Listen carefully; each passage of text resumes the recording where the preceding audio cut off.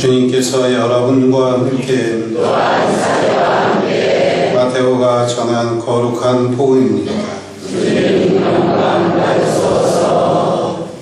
그때 11 제자는 갈릴레아로 떠나 예수님께서 분부하신 산으로 갔다. 그들은 예수님을 뵙고 엎드려 경배하였다. 그러나 더러는 의심하였다. 예수님께서는 그들에게 다가가 이르셨다. 나는 하늘과 땅의 모든 고난을 받았다. 그러므로 너희는 가서 모든 민족들을 제자로 삼아 아버지와 아들과 성령의 이름으로 세례를 주고 내가 너에게 명령한 모든 것을 가르쳐 지키게 하여라. 보라, 내가 세상 끝날까지 언제나 너희와 함께 있겠다. 주님의 말씀입니다.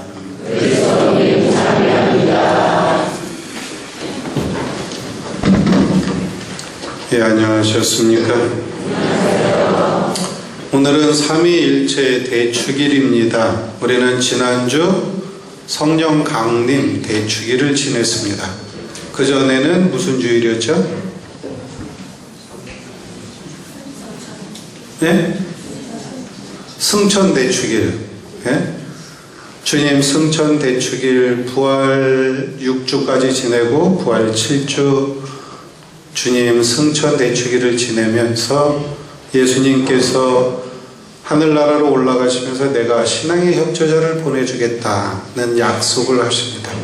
그 신앙의 협조자 성령이 지난주에 내렸고 오늘은 그 성부, 성자, 성령을 성부, 성자, 성령 삼위로서 각각 윗겨울은 셋이지만 하나 일치를 이룬다는 삼위일체 대축일, 이 신앙 고백, 삼위일체께 대한 신앙 고백을 하는 삼위일체 대축일입니다. 우리가 믿고 있는 우리의 하느님은 유일신 신앙에서 비롯됩니다. 성부, 성자, 성령, 신이 세 분이라는 것이 아니라 같은 하느님이시라는 것. 예? 같은 하느님이신 유일신, 신은 하느님 한 분밖에 없다라는 유일신 신앙에서 우리의 신앙은 출발합니다. 우리가 성부, 성자, 성령 하니까 우리가 믿는 신은 셋인 것으로 착각하는데 이것은 초대교회에서부터 사실 늘 문제가 되었던 것입니다. 그렇지만 교회는 늘 확고하게 성부, 우리의 구원자이신, 우리의 구원 계획을 세우시고 우리를 구원하시는 성부이신 아버지이신 하느님, 그리고 또 그 외아들이신 성자이신 예수 그리스도, 그리고 또한 우리의 신앙의 협조자이신 성령은 같은 하느님이시라는 것, 이것이 삼위일체의 신비에 대한 그러한 신앙 고백이라고 할 수가 있겠습니다. 우리들은 이 삼위일체에 대한 신앙 고백을 늘 기도를 시작할 때 성호경을 그으면서 시작하게 되는데 이 성호경 안에 삼위일체의 신비에 대한 그러한 고백이 담겨져 있습니다. 성부와 성자와 성령의 이름으로 아멘 하는 이 신앙 고백이 바로 그런 내용을 담고 있습니다. 저는 지난 수요일서부터 어저께까지 3박 4일로 우리 구역장님들과 그리고 우리 수녀님들 모시고 일본 나가사키를 다녀왔습니다.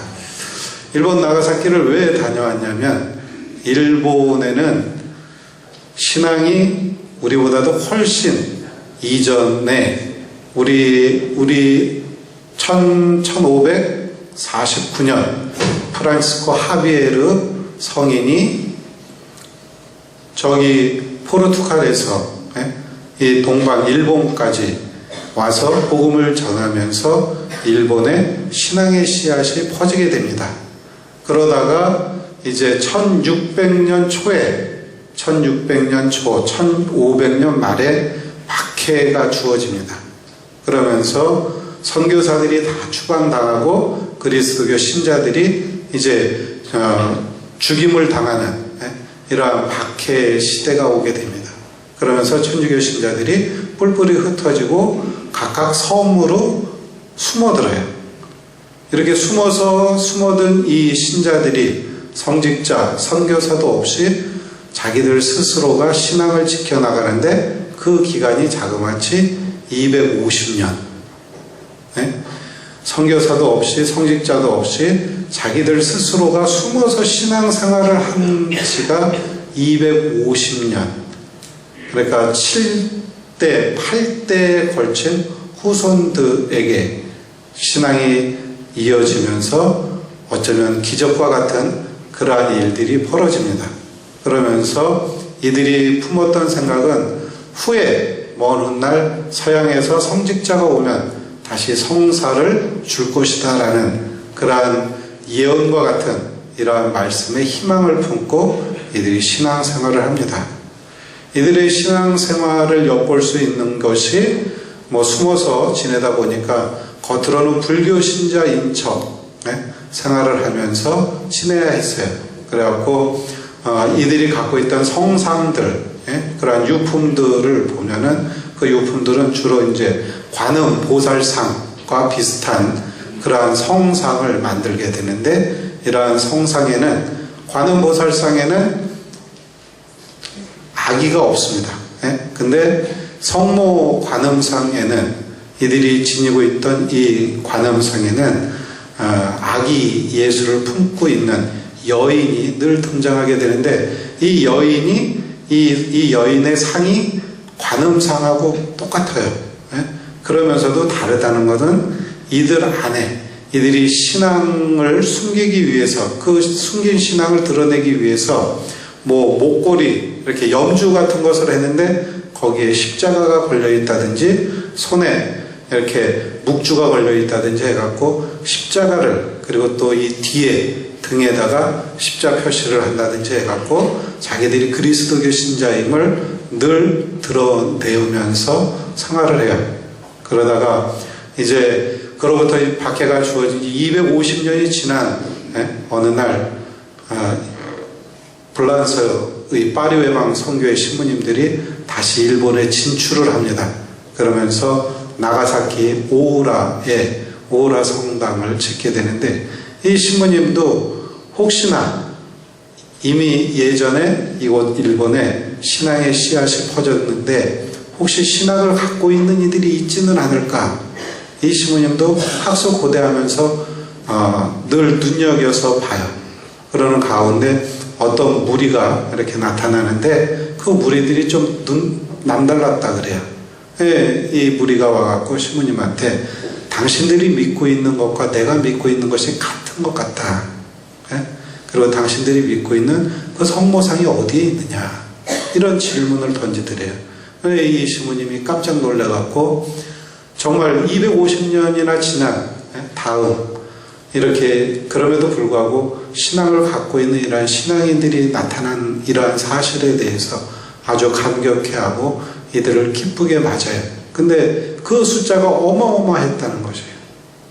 박해 시대인데도 불구하고 숨어서 신앙을 지켰던 그러한 이들이 250년이라는 그 긴 세월이 지난 다음에도 신앙이 이렇게 이어지고 있다라는 것.